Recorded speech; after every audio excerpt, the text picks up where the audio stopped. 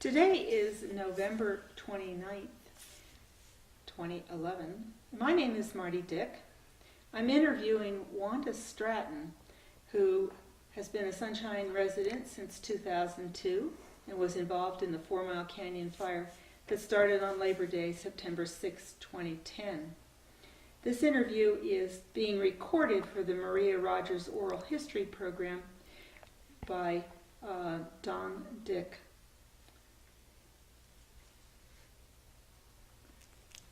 What was your first indication there was a fire in the area, Wanda? Oh boy. Well, my husband's pager went off that morning, and it was sometime late in the morning, and it was a very, very serious page. The dispatcher was, you could tell there was a lot of emotion in there. And so Steve got ready to go and got all his wildland gear on and his pack ready and took off out the door. And I said, I need to go with you because we just had one vehicle at the time. So we loaded the dogs in the car because he had let them out, and the best way to get them quickly is to let them go in the car with us.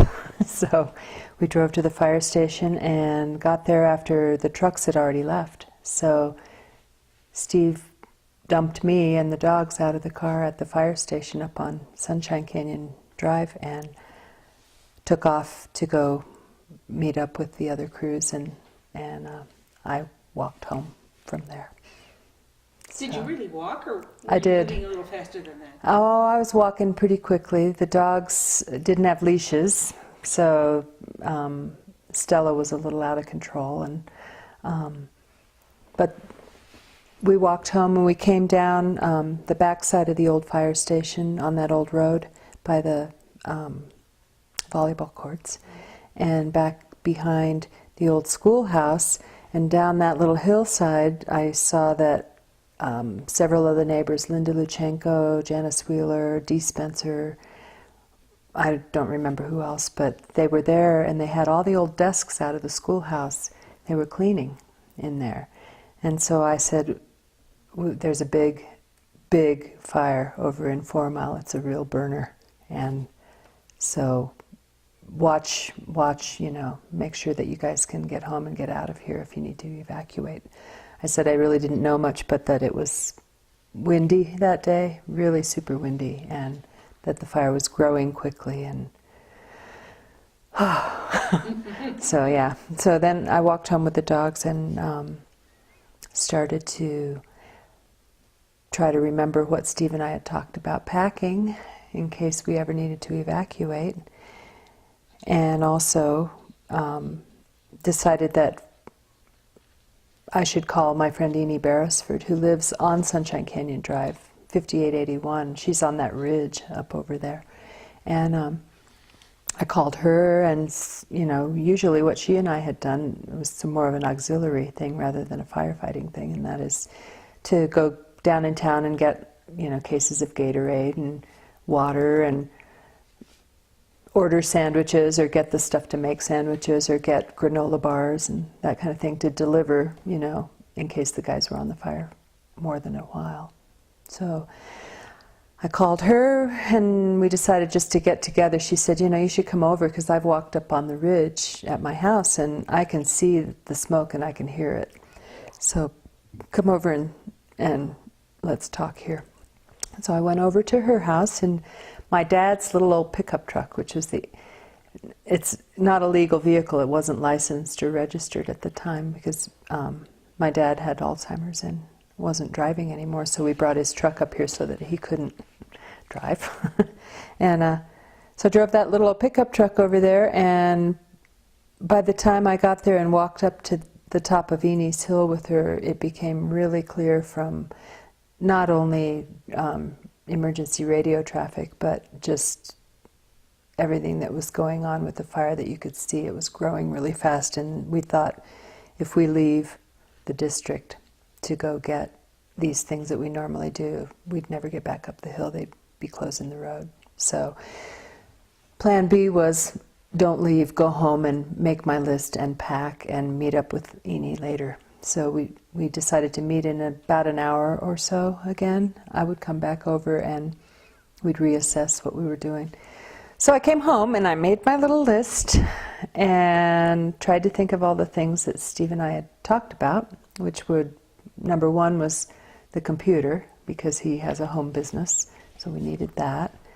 So I was going around trying to gather all these things that I'd listed, and I was so nervous, I was shaking. And I'd go to one end of the house and leave the list there, and then I couldn't find the list, and it was just a very emotional, hypersensitive time, because the radio was on here at the house. We have 2 radios, and Steve had taken one, and the one I had here was just incredible to listen to how many resources were being dispatched and how many things were going on and how quickly this fire was spreading. So this was all probably before noon when this happened. And so I finally decided, okay, if I want to get out of here, if I need to, I'm going to put my keys in the lock in the door so I wouldn't lose those. And I began to try to pack up more things. And I was downstairs trying to pack up some of Steve's microphone collection when there was a knock at the door, and it was an SO, a sheriff's officer, saying, just making sure somebody's here so that they knew that if anybody was here, and that there might be an evacuation, but at that point it wasn't happening.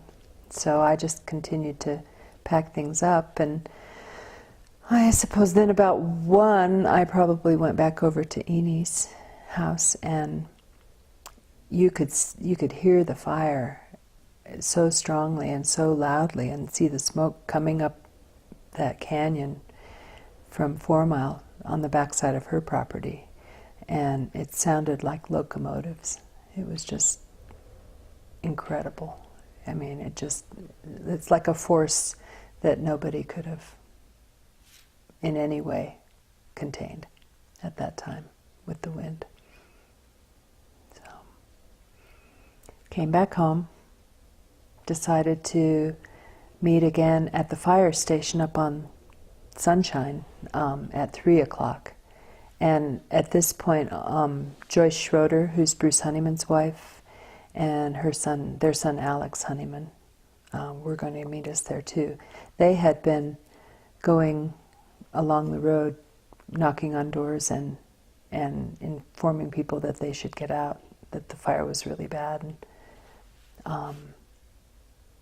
Alex was also just heroic that day, redirecting this guy that was down on the road that goes down to Salina. If you go down from 6300 about, there's that back road, and there was a bicyclist down in there that Alex came upon, and the guy was totally disoriented and freaked out, and so Alex showed him the way up to Sunshine Canyon Drive so that he could get out.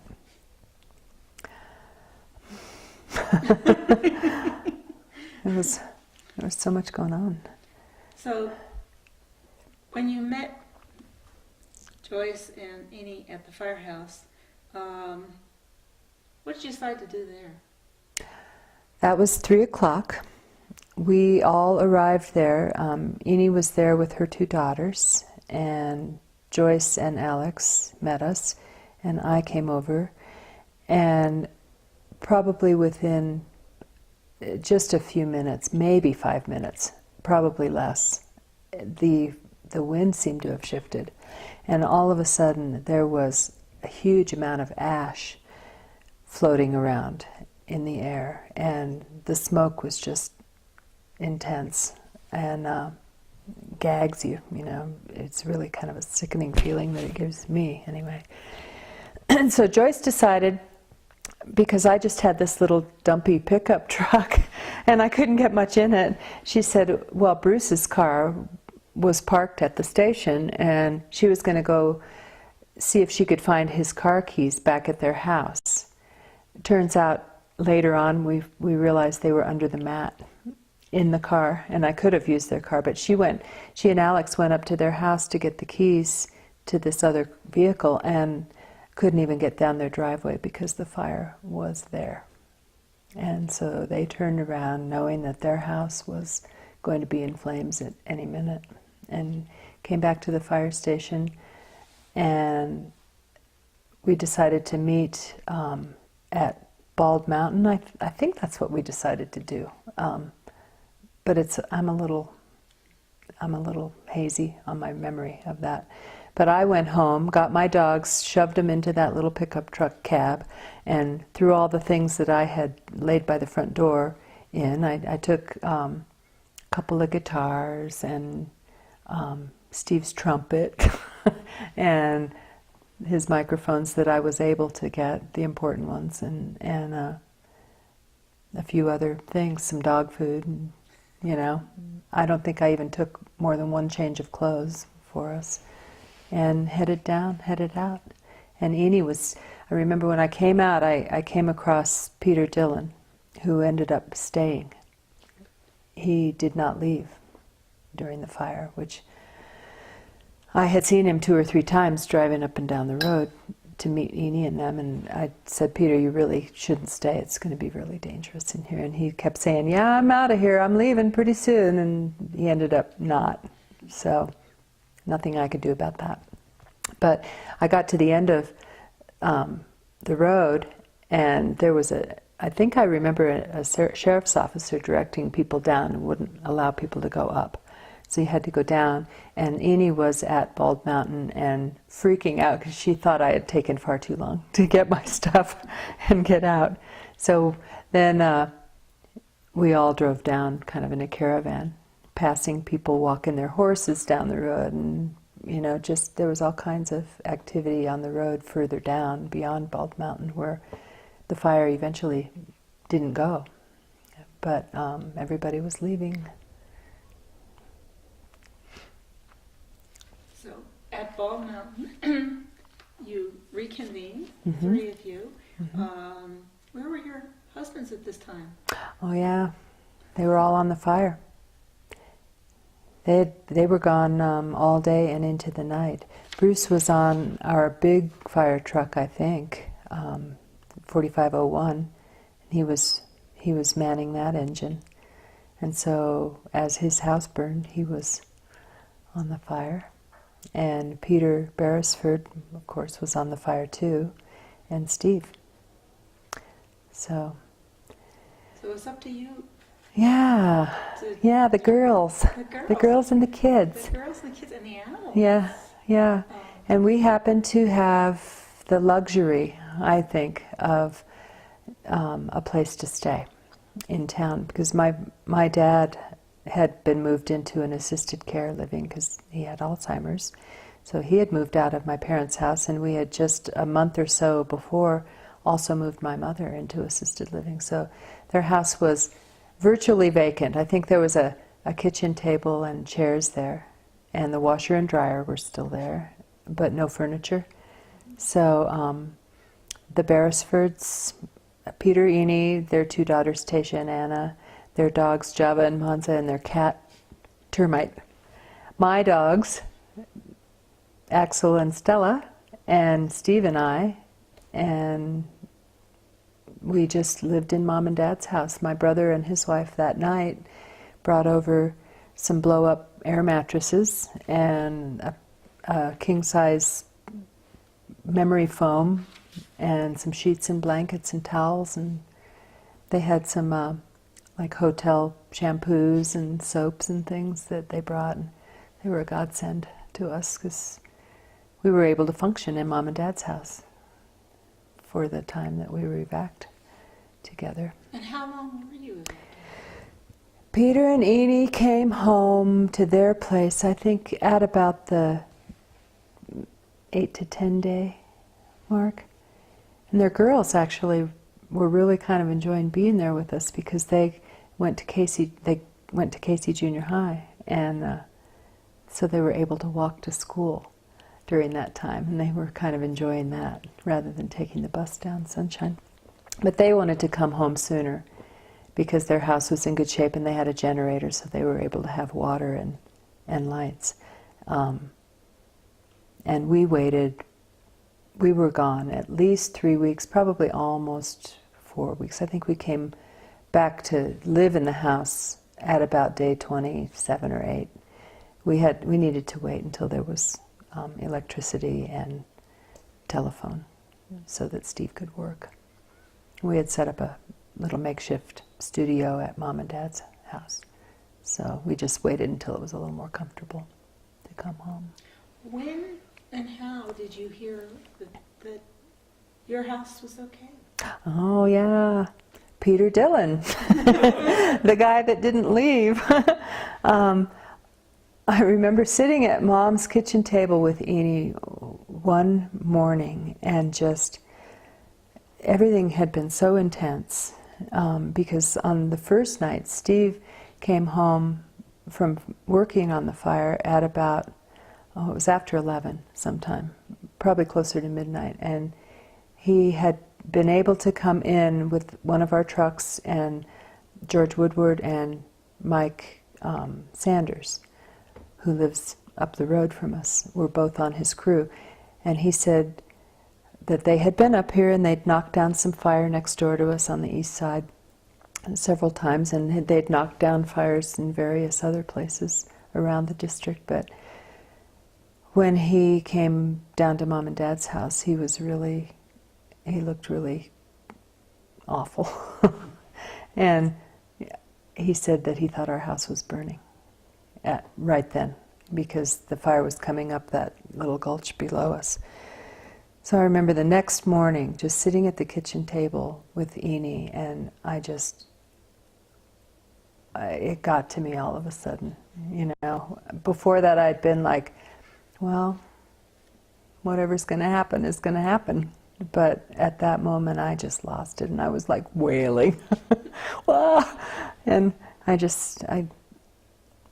it was just so awful to think that, everything could be just gone. And we thought it was, until a couple days later, I got a call on my cell phone, and it was Peter Dillon, and he said, "Your house is okay."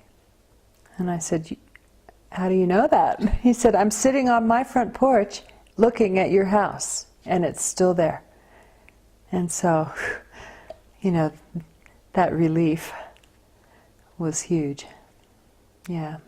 And how did Eni learn that her house, which was more directly in it's incredible that her house, fire. Yeah, it's incredible that their house didn't burn. They had done a huge amount of mitigation, though. I mean, they basically kind of clear-cut an area around their home, which saved it, I'm sure. I don't remember how she found out that it was still there, but she knew.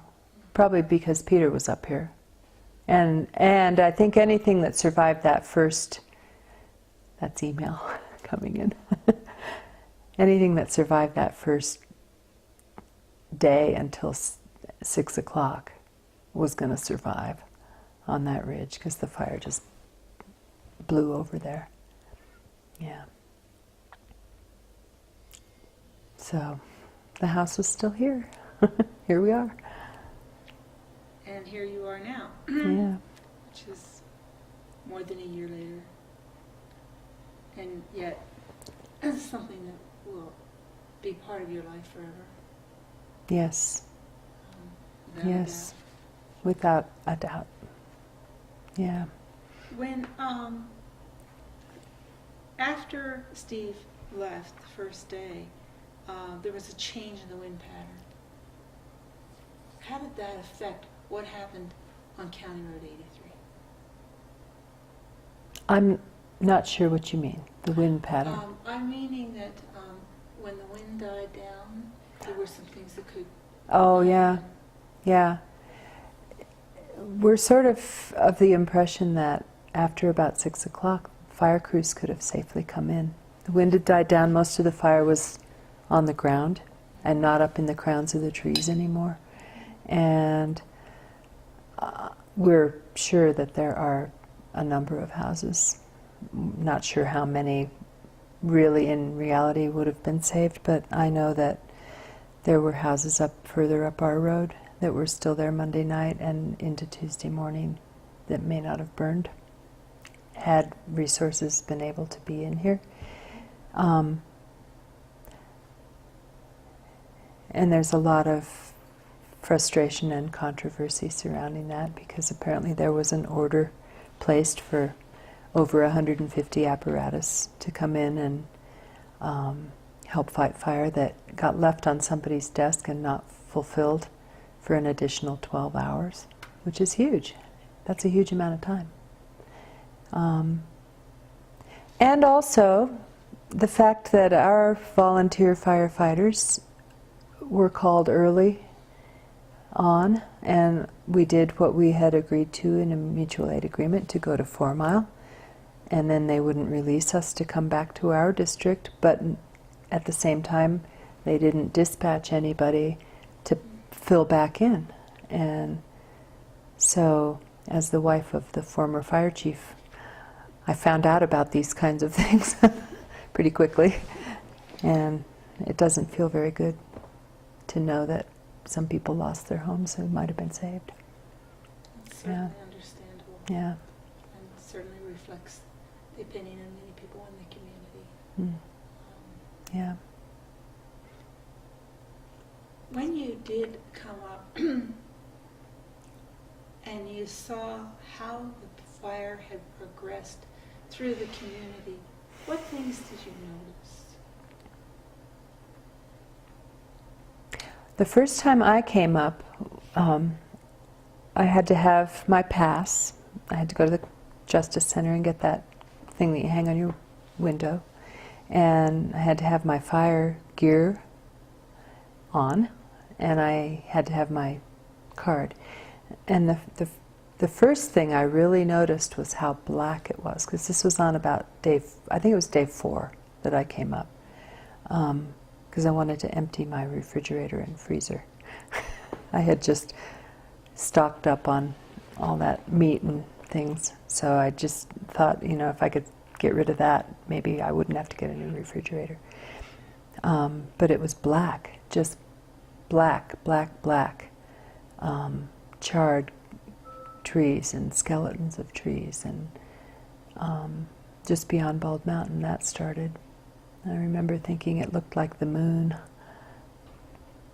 except for the XL trucks that were lined up. There must have been hundreds of them up here. I never counted, but they were all along the side of the road with those great big poles and big huge spools of cable and wire, and big trucks with augers to drill holes for the new telephone and electrical wires. And so right now that's what I'm remembering. My first impressions of coming back up was A, how devastated it was, and B, how quickly the power company was up here to get things up and running again. Yeah, it was pretty amazing. Those guys are fast and good. Yeah. And even so, it took up to 3 weeks before Yeah. some people in the area Yeah. did have power restored. Right. Well, they just had to work along the grid, I guess, to get that done. Sorry about the phone. So, when you came down here on 83 and you saw houses burned, houses not burned, what were your impressions? Incredible sadness for those families. Yeah, and an incredible sense of, even though my house is still here, our lives all changed in a really dramatic and huge way. Yeah. Empathy for the people who had lost their houses. A little bit of a feeling of that this is a mixed blessing that my house did survive because it was for sale at the time. And now it's not, nobody's going to want to buy it until things come back a little bit. But yeah, the community's really changed. In some really good ways, I think. I think it made us all realize how trivial some of the little, spats that people have are. That the big picture is that we're lucky to be alive and nobody got hurt, and what's really important is that. Yeah. And as you saw the pattern of the way the fire burned, was everything burned? Was it sort of a scorched earth thing here in 83? In spots, like just maybe 50 yards up the road, skeletons of trees. The fire actually burned up underneath our deck. And I don't know how in the world it didn't torch off that wood deck. Other than that, Steve tells me there were firefighters up here late at night. And they put it out here and there on our property for days. And what else had you done around the house that may have made a difference? Oh, well, in my efforts to contain the thistle, I had dug it all out along the east side of the house, and Steve had just recently, like within a week or so, weed whacked the tall grasses out there. So that probably helped. Mm-hmm. And we have a little rock outcropping out there that may have slowed things down a little bit too. But still, it's kind of incredible that it didn't burn. And up the hill, it burned as well, didn't Yeah, it? 5 of the 9 houses on this road are gone. Yeah, it kind of burned around, skipped our driveway, skipped my garden even, didn't even burn anything in the garden. All the leaves fell off of everything because it got hot. But, yeah. So 5 out of 9 houses burned on this road. Do you have a sense of the number of houses in this particular area that burned? Just County Road 83? County Road 83, Oh, maybe 20? Maybe 15? I don't know. I actually haven't counted. Mm-hmm. But Pavel and Beth's house burned, and Dee and Steve's house burned, and Bender's house up the road burned, and Evie Nemeth's house burned. Jane and Mike Sanders' house burned. Yeah, a lot of them burned. So you're talking, and here you're talking about all people who live within half a mile of you. Mm-hmm. Or less. Or even Yeah. less, yeah. How big is this Sunshine Fire Department area, do you know? I think it's just over 1 square mile, the whole fire district. Mm-hmm. So it's the tiniest of all the 23 rural districts in our county. It's the smallest one, I'm pretty sure. And how many houses were originally part of that? Of Sunshine Fire, I think we had about 140. I think it's right at 140. Mm-hmm. And 56, I think, is the count. Yeah. And 56. Burned. Mm-hmm. Gone. Yeah. So, people are starting to rebuild, which is wonderful. A few people have actually moved back, which is even more wonderful. And I will be glad in a few years when we see each other on the road rather than all these construction trucks and concrete trucks. Yeah, I miss that. I miss seeing everybody on the road. Yeah. What percentage of people do you think are going to move back in Sunshine? That's tough to know. Steve was actually just telling me a couple days ago that he'd heard that within 1 year a certain percentage moved back, and within 2 years a little more percentage, and I think within 10 years, I think that the average that moved back is about 30%. So I don't think a lot. Of course, it might be different here. I don't know. But that's just a yeah, yeah. That's my recollection of the percentages he was talking about. And those are people who lost their houses. Now, when we consider the people in the community who were fortunate enough still to have homes standing, Mm-hmm. that would give us how many people or residences do you think we'll have here, say in 5 years? If we already People who are already here staying? yes, as well Probably as people everybody. moving. I don't. Because they're Oh, moving back? Yeah. We'll probably be up to 50%. maybe 60. Sunshine's special. And People want to live here. Yeah, sunshine is special. Why would people want to move back up here, despite the black? The community. I think it's a really special community. We're all very close.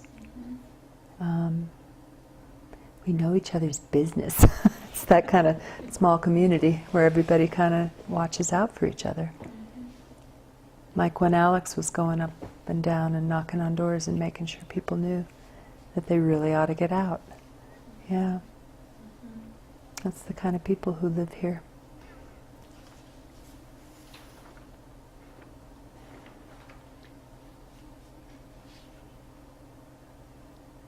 As you look back on it, and you have mentioned generically things that you realize are important, can you kind of summarize that in how you personally changed how you value things, perhaps? I value my husband and my dogs. Yeah. Without that, nothing else matters, you know. So really, the house. When we left that day, when the dogs and I were driving down the hill, I was thinking, you know, whatever happens is going to happen. I have no control over this one, and there was kind of this weird sense of, except for my freak out that one day, there was this weird sense of like, that's okay. You know, life's this big adventure, and maybe this is just another beginning. You know, if we have to start all over, we'll be fine. Having less is maybe a lot easier, you know. So, yeah, I think that really came home to me. I was lucky to be okay. I was lucky that my family was okay, and that the people who I love were all okay. Nobody got hurt. Which is you know, amazing. I mean, you get emotionally hurt and you get financially hurt by things like this, but really, you know you're going to have a meal, and you know you're going to have a place to sleep, and you know you're not going to get physically hurt once you get out. So that's really what's more important. Yeah. Is there anything else you'd like to add as we wind this interview up? I think I'm okay. I'm really glad it's over. I'm glad that